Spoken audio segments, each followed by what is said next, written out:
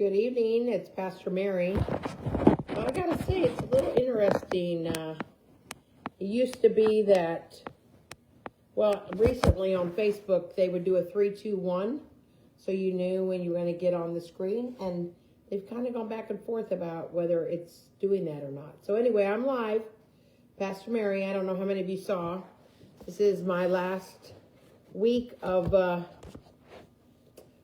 devotions. I plan to do next Tuesday night, the 14th, but that will be my last one. There will be no Friday night fun this week.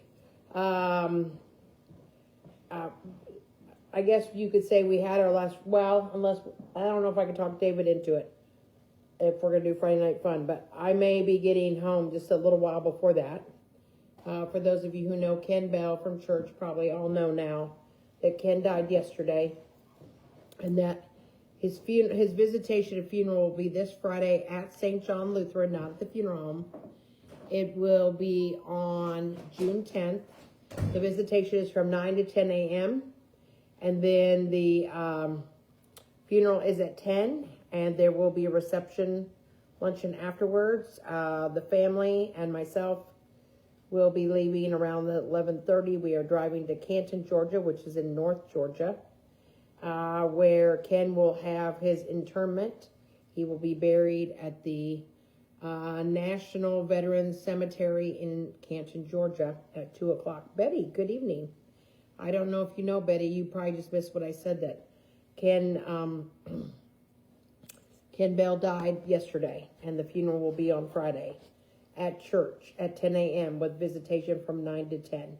So I don't know if you'll be able to attend, but I want to make sure you know that. I'm going to send a word out either tonight or in the morning. I'm going to send out a message to everybody just as a reminder, making sure everybody knows about that. So we send our sympathy to, I saw Elaine today, and I met Ken's son and daughter and son-in-law, and for preparing things for Ken's funeral. Ken was a very loved member of St. John Lutheran. He was a very kind and giving person, very generous with his time, his energy, did not want to be thanked for what he did. Very much loved God, loved the Lord, and was an active part. He'd been part of adult Sunday school. He'd been a part of the Theology on Tap group. I understand, Betty. I understand. We are going to be sharing it online. What I don't know is if it'll be on the funeral home page, or if we're going to record it also. We'll figure that out tomorrow, and I'll let people know that. So there should be a way to get to watch the service, if not live, then to watch later. So I just want to make sure you know that too. So anyway, I just got home a little while ago, but yeah, that's on Friday. And anyway, hey, good evening, Jeannie. Good evening, my cousin. So, you know, Elaine is hanging in there. I think it doesn't feel quite real to her to have her beloved husband Ken die, but he, you know, his son said that he knew he was with Jesus, and that's where Ken wanted to be, and he was happy about that his dad wasn't suffering anymore. So, hang on, my kitty cat decides that any paper napkin or any Kleenex or any paper of any kind is her subject to play with. So she's hanging out on their table. Yes, come here. Everybody see you.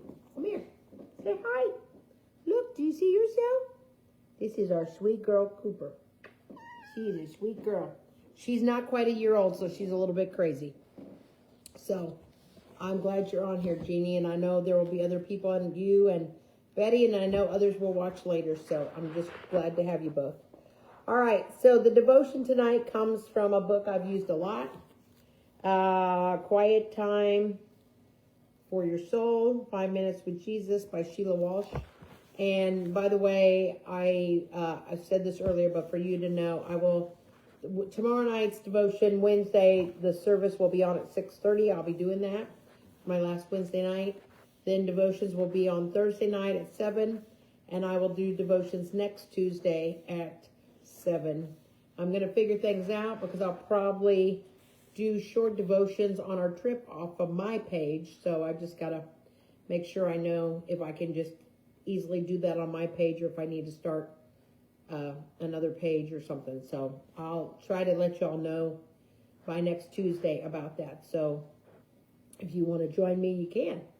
And then wherever I'm at this summer, in different places, I'll share pictures on Facebook, and Instagram, but I'll also share maybe a little devotion or a prayer or a psalm out in God's beautiful nature and in God's world. So, and speaking of which, the devotion tonight is called Taking a Walk with God. And Sheila writes, when Christian was a little boy, that's her son, I could read him a book.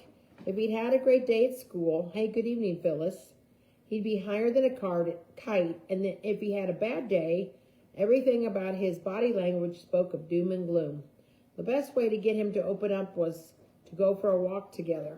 As we walked side by side in the fresh air, he would slowly unburden himself.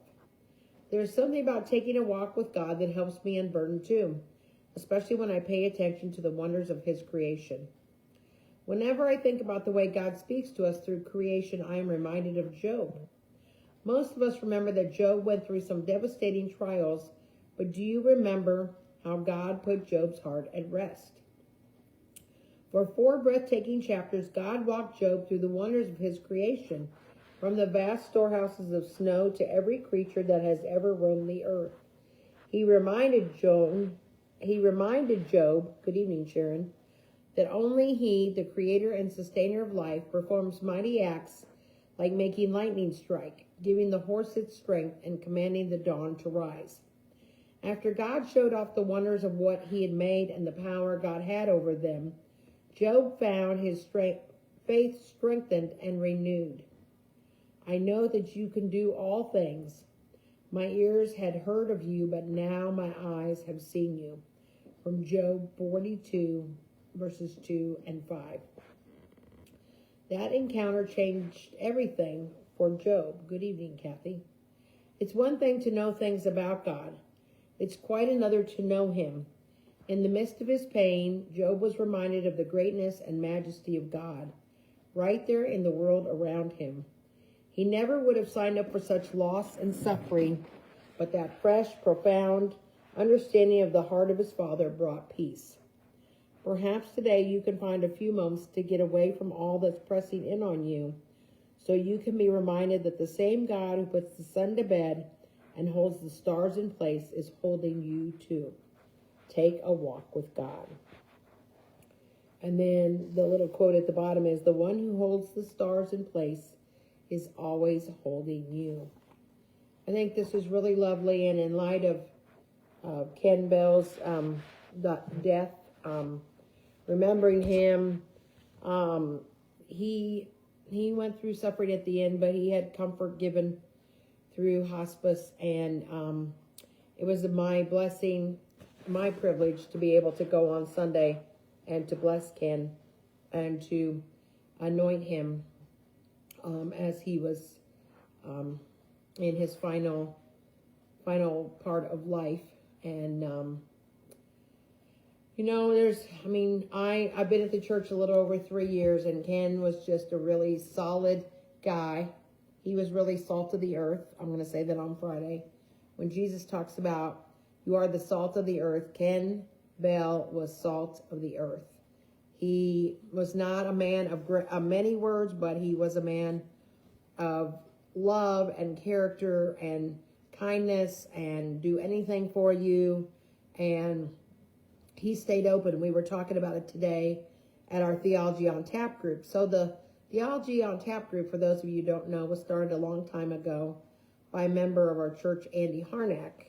And as I've been told recently, they would meet in the evening, and Theology on Tap was usually you had a beer or a glass of wine or something while you read and discussed either religion or faith or a book on faith. And so that's how the group started. And now it's a lunch group, and we meet for lunch at Margot's, which is a local restaurant in Griffin, and Ken came all the time. We didn't have it in person, of course, for almost 2 years with COVID, but we came back this spring, and Ken was there the first 3, maybe 4 times. And Ken was known, he ordered 2 cores, I think light, and that was his lunch. And that's what he would have. But Ken lived out in the country, had horses. His wife Elaine shared.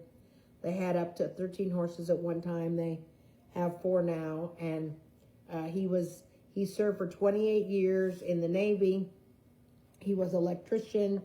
He could do a lot of things, and he helped out with things that people often didn't see at church, like clean out the grease traps in the kitchen and help with the electrical stuff.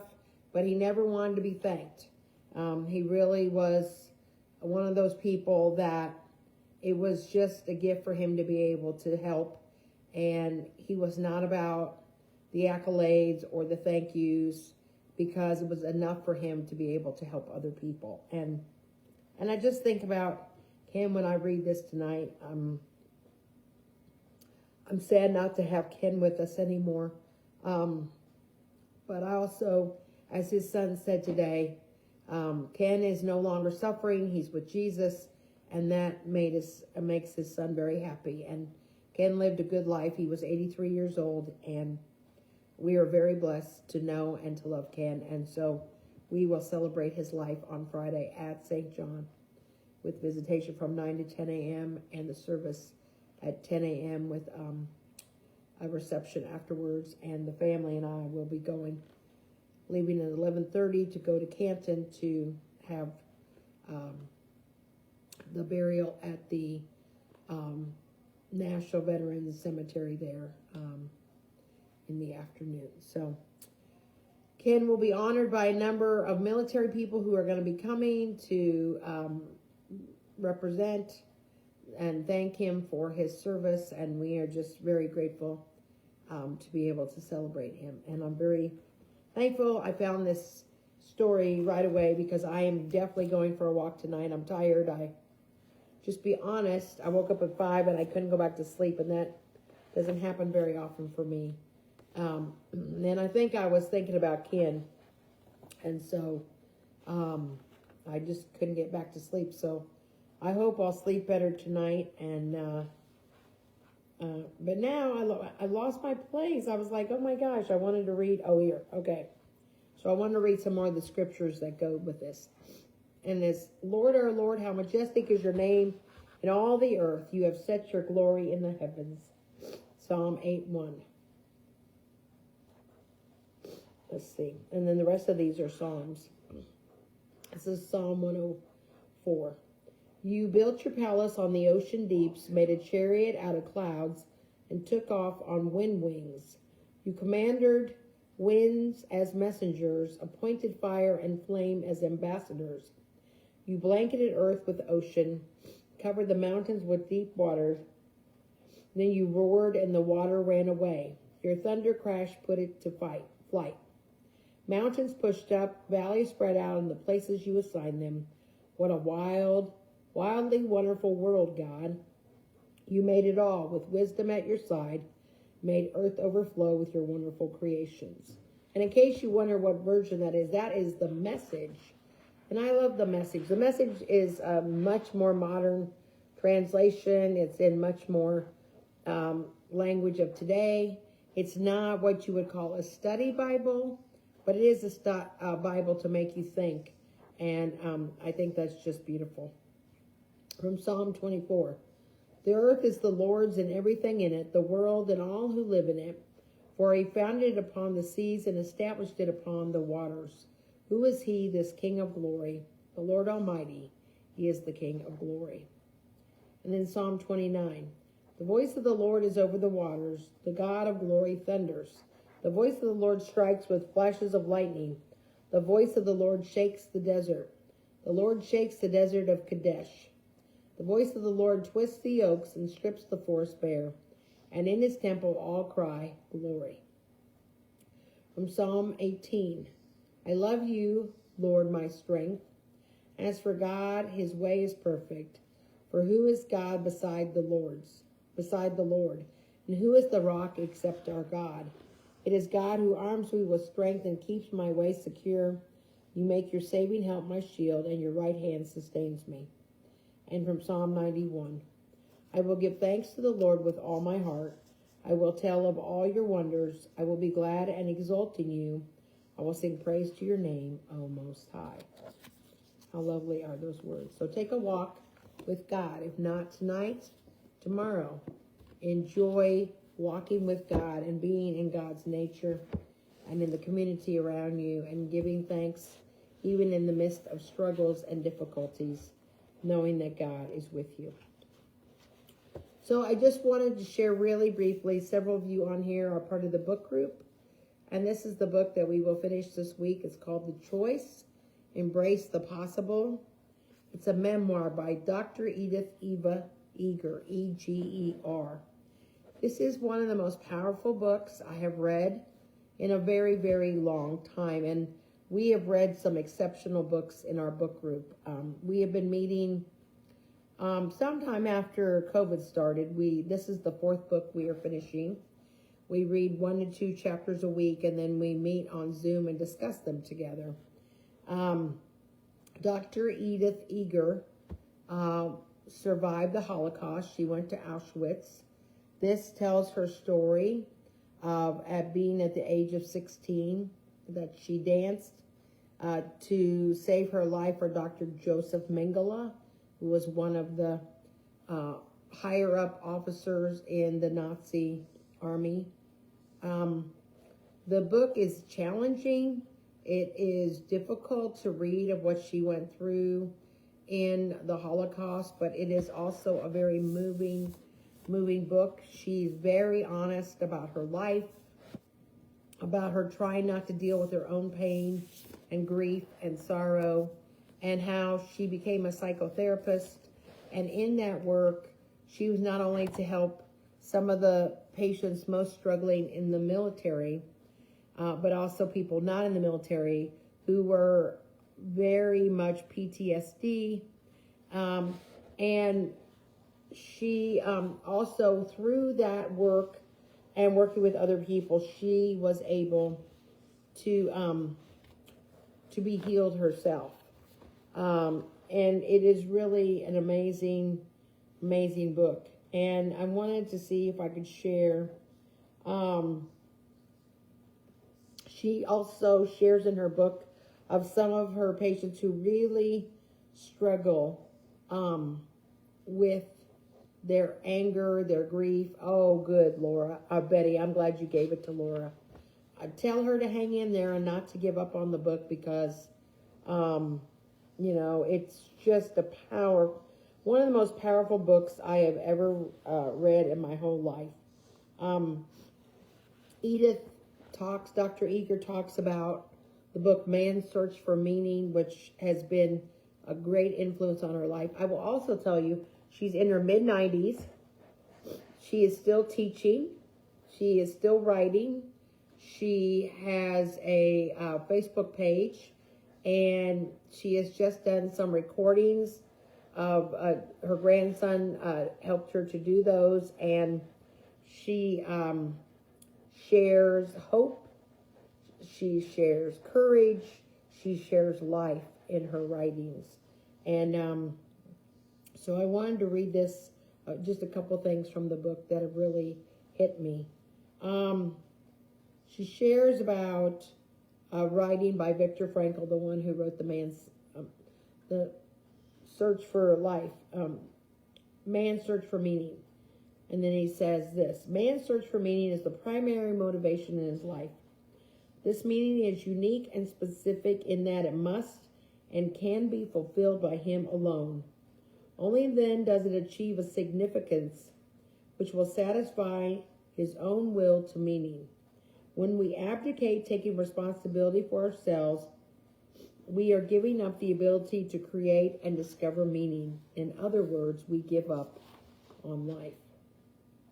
And then this was another: taking risks doesn't mean throwing ourselves blindly into danger, but it means embracing our fears so that we aren't imprisoned by them. I thought that was just really amazing. In the book, she shares about going back to Auschwitz and facing those ghosts and being able to forgive, not to forget, but being able to forgive, and the healing that happened in her life. It's just a profound book, and really, really touches on so many things. And then here's another one. It's a question. It says, it was a beautiful question. Where does our power reside? Is it enough to find our inner strength, our inner truth, or does empowerment also require that we take action on the outside? I do believe it's what's happening inside that matters most. I also believe in the necessity of living in congruence with our values and ideals, with our moral selves. I believe in the importance of defending what is right and defying what is unjust and inhumane. And I believe in choices. Freedom lies in examining the choices available to us and examining the consequences of those choices. The more choices you have, I said, the less you're going to feel like a victim. Let's talk about your choices. And this was with a man that she was working with who just was a very explosive person. And he had a really, he was very afraid. I'm sorry. He was in a fraternity, and he was being hazed, and they wanted him, because he was Mexican, to wear a sombrero and talk like a gringo, like a person that he wasn't, all day long. And he just didn't want to do that, and felt that was humiliating to himself and to the people he was from. And so together they worked on a plan for him to be able to talk to the president of the fraternity. And the president of the fraternity said it was a terrible thing and that he would not allow it. And so instead of Carlos giving in to his urges, his violent urges, he found another way to work through the problem and find an answer so he didn't have to be humiliated. And this was some of her advice to him that I thought was also great.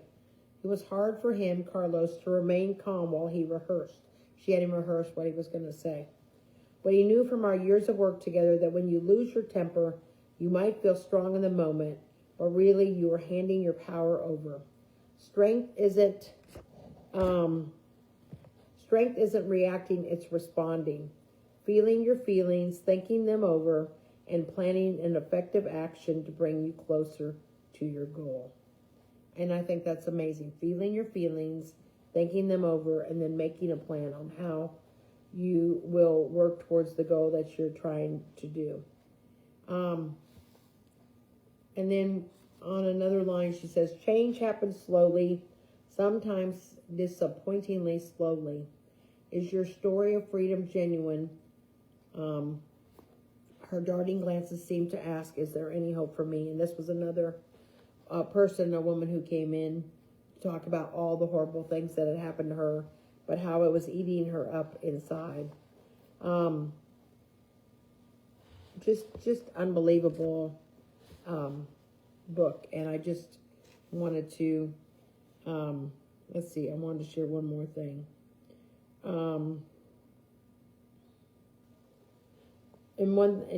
This woman, Beatrice, she was helping. They go through different things to try to help herself, to remember the child she was, and to help her know that even though people did awful things to her, that she still cared about her. And she said, as she was trying to help her work through the anger and grief she was going through, she said, I asked her 2 questions. What was the worst that can happen, and can you survive it? The worst scenario she could imagine was experiencing a panic attack in class. She was afraid to go to class in a room full of strangers. But she survived going to class, so she registered for it.